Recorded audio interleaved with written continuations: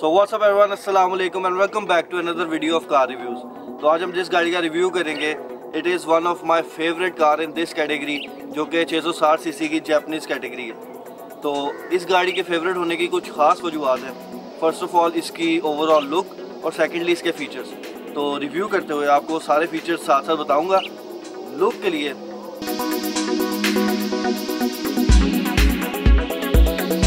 तो आज हम जिस गाड़ी का रिव्यू करेंगे वो है डाइहाट्सू मूव, और मूव कस्टम इसको कहते हैं क्योंकि ये फुली लोडेड वर्जन है डाइहाट्सू मूव का। ये 2015 मॉडल है, 17 की इंपोर्ट और रजिस्टर्ड गाड़ी है। तो स्टार्ट करते हैं फ्रंट पे। यहाँ पर सबसे पहले आपके पास डाइहाट्सू का मोनोग्राम आ जाएगा, उसके साथ ही ये मैसिव क्रोम ग्रिल आ जाएगी। बम्पर्स में यहाँ पर आपके पास सेंसर्स मौजूद हैं जो कि आपके फ्रंट जितने भी रडार ब्रेक और उसके अलावा जो हेडलाइट के सेंसर्स हैं वो भी इसके अंदर ही मौजूद है। इस गाड़ी के अंदर ऑटो हेडलाइट्स आती हैं, मतलब जब ये सेंस कर लेगा कि इस टाइम पे आपकी हेडलाइट्स ऑन होनी चाहिए तो गाड़ी ऑटोमेटिकली आपकी हेडलाइट्स ऑन कर देगी। अब अगर बात कर लें इसकी हेडलाइट्स की, तो हेडलाइट्स बहुत मैसिव है। यहाँ फ्रंट से शुरू होके ये साइड तक जाती हैं। यहाँ पर आपके पास टर्निंग इंडिकेटर आ जाएगा। ये 2 प्रोजेक्टर हेडलैम्प्स आ जाएंगे। प्रोजेक्टर के अंदर भी बाइज़िनॉन लाइट आती है जो कि वाइट लाइट होती है, और उसके साथ यहाँ पर हाई पॉइंट पे आपका हेलोजन बल्ब आ जाएगा। और प्रोजेक्टर लाइट्स का बेसिकली फ़ायदा ये है कि जब सामने से कोई ट्रैफिक आ रही होती है, इसकी जो लाइट की थ्रो है वो इस तरह ऊपर की तरफ नहीं जा रही होती, ये थ्रो पीछे हुई रहती है, सामने से आती ट्रैफिक को भी वो परेशान नहीं करती। और उसके साथ ही ओवरऑल ये जो आप देख रहे हैं ये इसकी DRL है, और ये एक बहुत ही प्यारी इसको लुक देती है। रात के टाइम पर इसकी लुक डिफरेंट ही नज़र आएगी, इसी वजह से मुझे इस गाड़ी की फ्रंट लुक बहुत ज़्यादा पसंद है। और उसके साथ ही यहाँ पर आपके पास एक मैसिव बम्पर है। बम्पर की ओवरऑल लुक जो है वो एक स्पोर्टी आती है। यहाँ पर आपके पास वाइट पेंट है, सेंटर में आपके पास ये ब्लैक पीस है, और ब्लैक पीस भी इसका यहाँ पर ये कार्बन फाइबर टच के अंदर है। नीचे यहाँ पर आपके पास फॉग लैंप्स आ जाएगी। बम्पर की जो फिनिश है वो इस तरह की है जिस तरह कोई आपका रबर लिप लगा होता है, जिसकी वजह से आपकी एक गाड़ी को प्रॉपर स्पोर्टी लुक मिलती है। So this is the overall engine bay of Daihatsu Move. यहाँ पर आपके पास ये 660 सीसी का इंजन आ जाता है। इसके अंदर 2 कैटेगरीज आती हैं, एक आपको टर्बो इंजन में मिल जाता है लेकिन ये सिंपल वन है। तो मेरे हिसाब से 660 सीसी की कैटेगरी में जो गाड़ियाँ आ रही हैं उनमें टर्बो की बजाय सिंपल इंजन ज़्यादा सही रहा है, क्योंकि फ्यूल क्वालिटी के इश्यूज़ होने की वजह से टर्बो जो है वो मसला करना शुरू हो जाता है। उसके साथ ही यहाँ पर आपके पास ABS ब्रेक का ओवरऑल ये है control centre, and that's it about the engine bay. आज तक रिव्यू करते हुए मैंने किसी भी गाड़ी की विंडशील्ड के बारे में इतना कोई ख़ास चीज़ें बताई नहीं, क्योंकि इतना कुछ खास होता नहीं बताने के लिए। पर इस गाड़ी के अंदर यहाँ पर आपके पास रेन सेंसर्स मौजूद है, और इन रेन सेंसर्स का फ़ायदा ये है कि जब आपके पास यहाँ पर बारिश होनी शुरू हो जाए या पानी किसी भी तरह से गिरे तो ये उसे सेंस कर लेते हैं और आपके जो वाइपर्स हैं वो ऑटोमेटिक चलने लग जाते हैं। तो साइड का रिव्यू करने से पहले let me show you the key of this car. ये आपके पास इस गाड़ी की है जो कि एक रिमोट है सिंपल। यहाँ पर आपके पास लॉक और अनलॉक का बटन आ जाएगा, और उसके साथ ही ये आपके पास इसकी फिजिकल की है। अगर आपकी गाड़ी की बैटरी डेड हो जाए और गाड़ी जो है वो लॉक अनलॉक यहाँ से ना हो रही हो तो ये फिजिकल की है आपके पास। Now let's take you guys to the side of this car. Side में यहाँ पर आपके पास लाइंस मौजूद है। इस गाड़ी की ओवरऑल फ्रंट से लेके एंड तक डिफरेंट लाइंस जा रही हैं जो कि इसकी स्पोर्टी लुक के अंदर इजाफा करती हैं, एंड एज वेल एज इसकी जो एरोडायनामिक्स है उसको बेहतर बनाती हैं। एक और मज़े की बात, इस गाड़ी के जो फ्रंट फेंडर्स हैं ये प्लास्टिक के हैं, ये लोहे के नहीं है या कोई एल्यूमिनियम के नहीं है, प्लास्टिक फेंडर्स हैं इस गाड़ी के। तो साइड का स्टार्ट सबसे पहले आपके रिम से कर लेंगे। यहाँ पर आपके पास ये जो लॉय रिम्स आएंगे कंपनी फिटेड ही आते हैं, और इसके ऊपर जो टायर साइज है वो 165/65 का, और ये रिम साइज जो है वो 14 इंच है। साइड मिरर के अंदर टर्निंग इंडिकेटर मौजूद है, और उसके साथ साथ ये ऑटो रिट्रैक्टेबल है।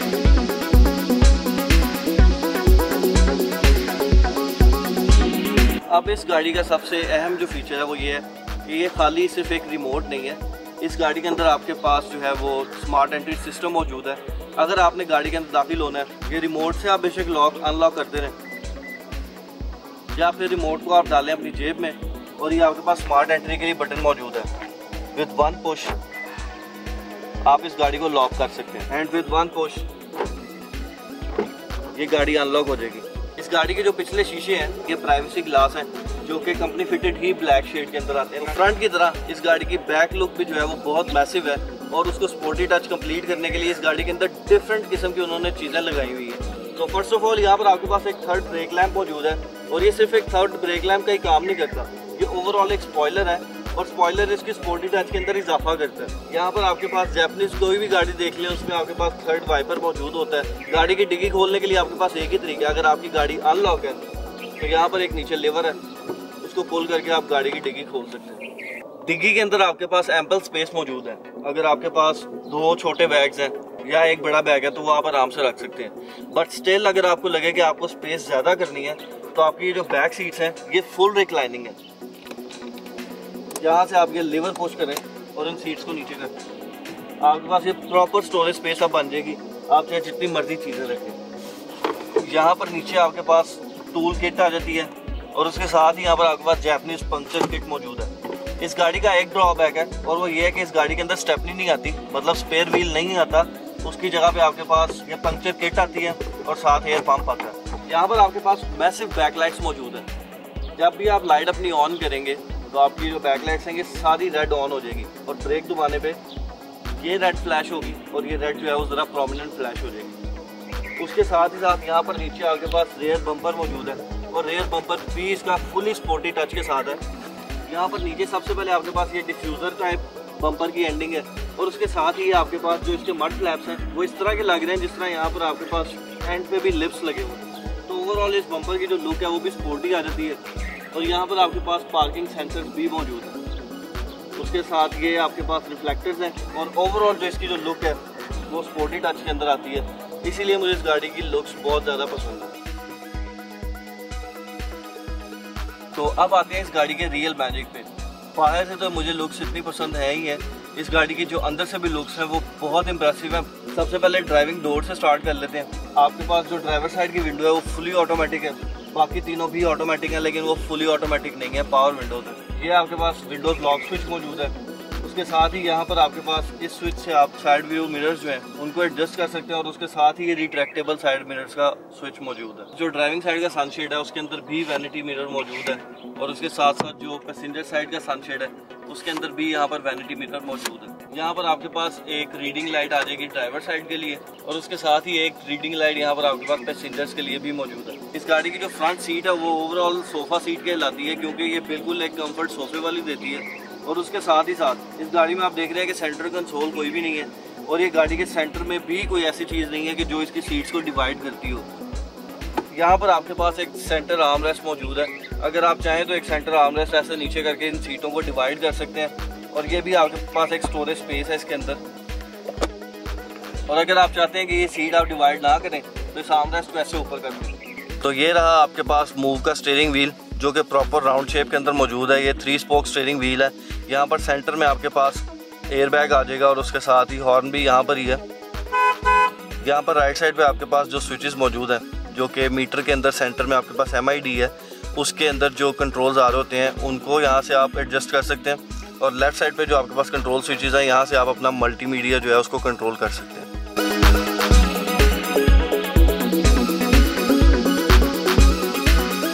इन स्विचेस की मदद से आप ये जो सेंटर में LCD है यहाँ से डिस्प्ले चेंज कर सकते हैं।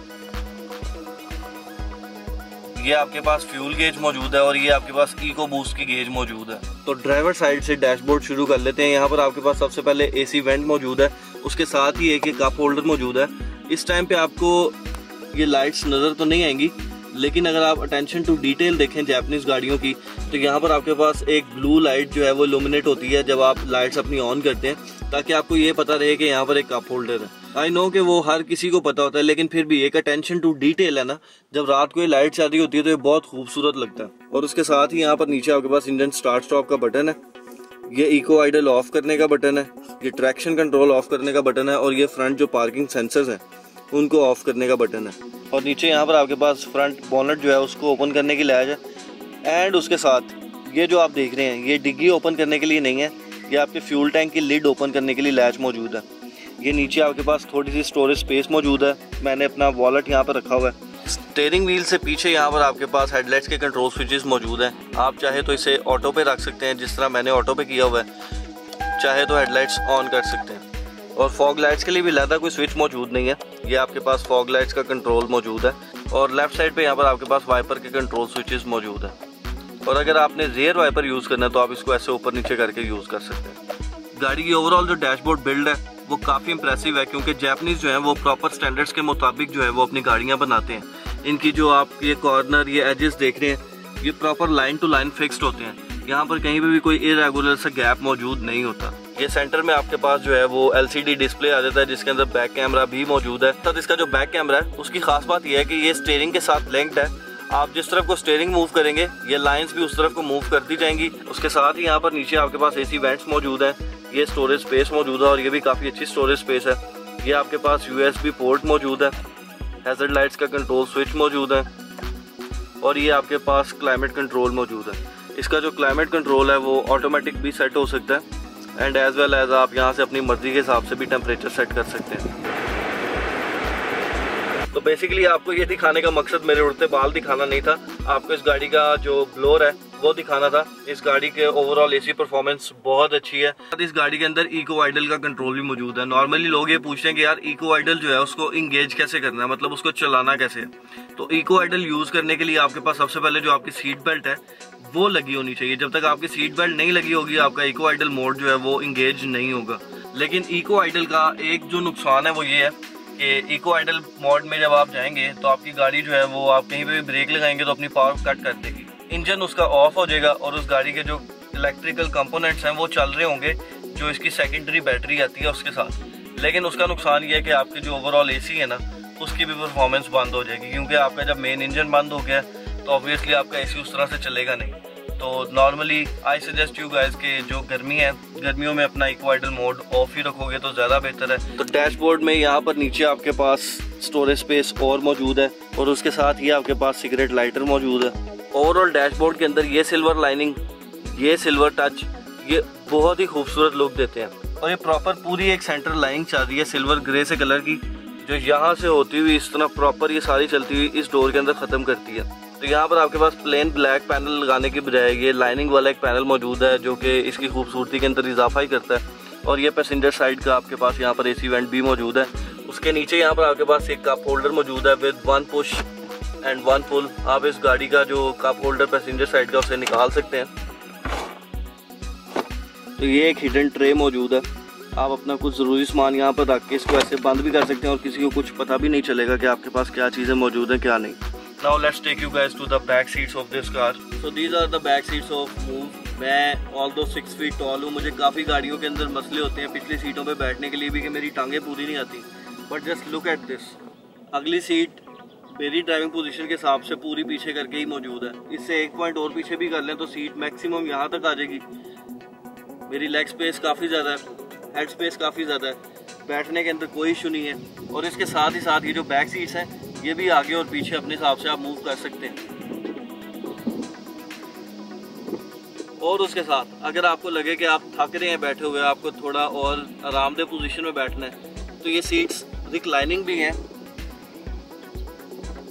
तो आप अपने हिसाब से इनको एडजस्ट करके यहाँ पर रेस्ट कर सकते हैं। अब बात कर लेते हैं इस गाड़ी की सीटिंग कैपेसिटी की। तो इस गाड़ी की जो सीटिंग कैपेसिटी है वो फ्रंट पे आप चाहें तो 3 लोग बैठा सकते हैं अगर आपका दिल करे तो, लेकिन आपको जो लॉ है उसके हिसाब से 2 लोग ही बिठाने पड़ते हैं, तो 2 आगे और 2 पीछे। अगर आप लॉन्गर जर्नीज के लिए जा रहे हैं तो 4 लोगों के लिए गाड़ी परफेक्ट है। तो that's it about the review of this car. अब कुछ बेसिक जो क्वेश्चंस होते हैं लोगों के उनको टैकल कर लेते हैं। सुजुकी ऑल्टो जो है वो भी इसकी कंपेटिटर है और उसके साथ ही साथ वैगन आर भी इसकी कंपेटिटर है। वैगन आर ऑल्दो 1000 सीसी है, लेकिन फिर भी इस गाड़ी का जो इंजन है वो आपको बिल्कुल भी ये फील नहीं करेगा कि ये 660 सीसी की गाड़ी आप चला रहे हैं। अंडर पार मुझे तो फील नहीं होती, बाकी हर किसी की अपनी अपनी चॉइस है। इस गाड़ी के अंदर ओवरऑल जो आप फीचर्स देख रहे हैं वैगन आर के अंदर, उसमें से एक भी फीचर मौजूद नहीं है। ये गाड़ी अगर आप 100 के ऊपर चला रहे होंगे, 100 की speed is more than enough, तो ये गाड़ी कहीं पे भी आपको ऐसे नहीं लगेगा कि शायद मेरे पैरों के नीचे से निकल जाएगी या ये गाड़ी की बॉडी कांप रही है। बल्कि अगर आप चाहें तो इस गाड़ी का पूरा मीटर भी मार लें, आपको ये नहीं लगेगा कि ये गाड़ी कांप रही है। जबकि वैगन आर को आई कैन अनडाउटेडली से अगर आप 100-110 के ऊपर चलाएंगे तो वैगन आर कांपती है, चाहे वो जितनी मर्जी नई गाड़ी हो, और आपको ऐसे ही लगता है कि गाड़ी शायद मेरे कंट्रोल से बाहर हो जाएगी। मे भी उसके जो टायर्स कंपनी देती है वो इतने से बारीक से टायर्स होते हैं, उसकी वजह से लगता हो, लेकिन फिर भी जो उसकी हैंडलिंग है और वो सारा कुछ है उस पर मुझे एक डाउट होता है। इस गाड़ी की जो सीटिंग पोजीशंस हैं वो काफ़ी कंफर्टेबल हैं। इस गाड़ी की जो सीटिंग है वो आपकी किसी भी कैटेगरी की गाड़ी के साथ कंपेयर करें तो वो ज़्यादा कंफर्टेबल है। गाड़ी का जो रोड विजन है वो भी काफ़ी अच्छा है, क्योंकि ये सोफ़ा सीट्स है तो आपकी सीटिंग पोजीशन भी इस तरह की है जिस तरह आप किसी सोफे के ऊपर बैठे हैं, काउच के ऊपर बैठे हैं, ना कि गाड़ी की सीट के ऊपर। इस गाड़ी की ओवरऑल मेंटेनेंस की बात करें तो इसकी जो बॉडी पार्ट्स हैं वो महंगे हैं। उस चीज़ पे जितनी भी जापानीज़ गाड़ियाँ आती हैं उनका बेसिक ड्रॉबैक ये है कि उनके बॉडी पार्ट्स महंगे हैं। जो इंजन पार्ट्स हैं वो भी काफ़ी हद तक एक्सपेंसिव है पाकिस्तानी गाड़ियों से कंपेयर करें तो। लेकिन जो इस गाड़ी की रेगुलर मेंटेनेंस है, जिस तरह इंजन ऑयल चेंज करना है, ब्रेक ऑयल चेंज करना है, वो इतनी ज़्यादा एक्सपेंसिव नहीं है। वो नॉर्मली है जिस तरह बाकी पाकिस्तानी गाड़ियों का होता है। और अगर आप इसकी फ्यूल एवरेज की बात करें तो ये गाड़ी शहर के अंदर अकॉर्डिंग टू मी 15 to 16 है। और अगर मैं इसको लॉन्ग पर लेकर जाऊँ, जो कि अभी तक मैं लेके गया नहीं, तो आई बिलीव कि ये गाड़ी 18, 90 या 20 की भी एवरेज दे सकती है। And for me that is way more than enough. और मेरा ख्याल है वैगन आर भी आपको इतनी ही एवरेज देती होगी। Now decision is up to you कि आपको इतने पैसों के अंदर इस तरह की गाड़ी चाहिए या वैगन आर जैसी गाड़ी चाहिए। उसका सिर्फ फ़ायदा ये है कि वो आपको 0 मीटर जो यहाँ पर 3 साल की कंपनी वारंटेड गाड़ी है वो मिल जाती है। बट वो आपकी मर्ज़ी, कंपैरिजन आपके सामने मैंने सारा रख दिया, वो आप कर सकते हैं। तो इंशाल्लाह will see you guys soon in the next video, जब भी कोई एक और अच्छी कोई नई गाड़ी मिली रिव्यू बनाने के लिए। Till then take care and अल्लाह हाफिज़, पीस आउट।